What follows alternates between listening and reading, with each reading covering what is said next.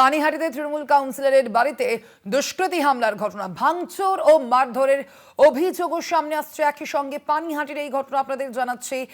ভাঙচুর ও মারধরের অভিযোগ করা হচ্ছে। এলাকাবাসীর প্রতিরোধে পিছু হটল দুষ্কৃতীরা, এই খবরও সামনে আসছে আপনাদের জানাচ্ছি।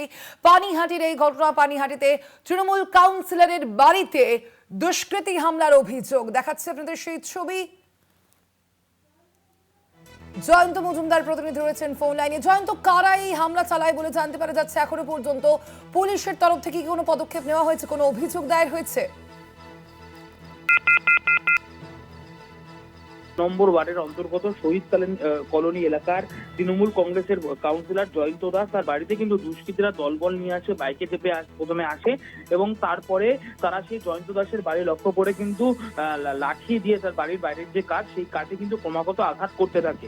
তারপর সেখান থেকে প্রথম তলা থেকে তারা দ্বিতীয় তলায় যায়, সেখানে কিন্তু তারা সিঁড়ি বেয়ে যারা যেতে পারে না, তারা কিন্তু বাড়ির বাইরে থেকে কার্যত কিন্তু আঘাত ক্রমাগত করতে থাকে। সেই মতো পরিস্থিতিতে যখন, যেহেতু কলোনি এলাকার মানুষ যখন দেখতে পায়, তারা কিন্তু সংযতভাবে বাইরে বেরিয়ে আসে। তারপরে যে সমস্ত দুষ্কৃতীরা এসেছিল, মূলত অনেকজন দুষ্কৃতী ছিল, এমনটা কিন্তু এলাকাবাসীদের অভিযোগ সামনে আসছে।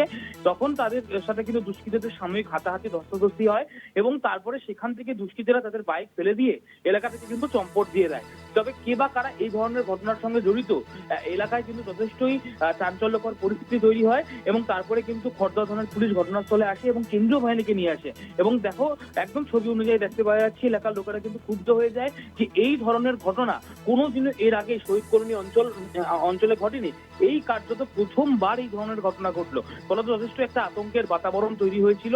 তবে খড়দহ থানার পুলিশ এবং কেন্দ্রীয় বাহিনীর তৎপরতায় সে আতঙ্ক অনেকটাই কেটে যায় এবং যে মব ছিল চারিপাশ থেকে, যারা বেরিয়ে এসেছিল, যারা আতঙ্কগ্রস্ত হয়েছিল এবং যাদের সাথে দুষ্কৃতীরা ধস্তাধস্তি হয়েছিল, তাদেরকে কিন্তু সেই যে কেন্দ্রীয় বাহিনী এবং পুলিশ, তারা কিন্তু তাদেরকে সরিয়ে দেয় এবং তারপরেই গোটা বাড়ি কিন্তু ঘিরে নেওয়া হয় কেন্দ্রীয় বাহিনীর তরফ থেকে কাউন্সিলর জয়ন্ত দাসের বাড়ি। এবং ইতিমধ্যে কে বা কারা এসেছিল, যে দুটি বাইক ইতিমধ্যে দেখে তারা চম্পট দিয়েছে, সেই বাইকের নাম্বার প্লেট এবং এলাকায় যে সিসিটিভি ফুটেজ, সেই ফুটেজ নজরদারি চালাচ্ছে খড়দহ থানার পুলিশ।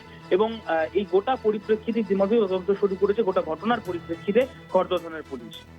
ধন্যবাদ তোমায় জয়ন্ত।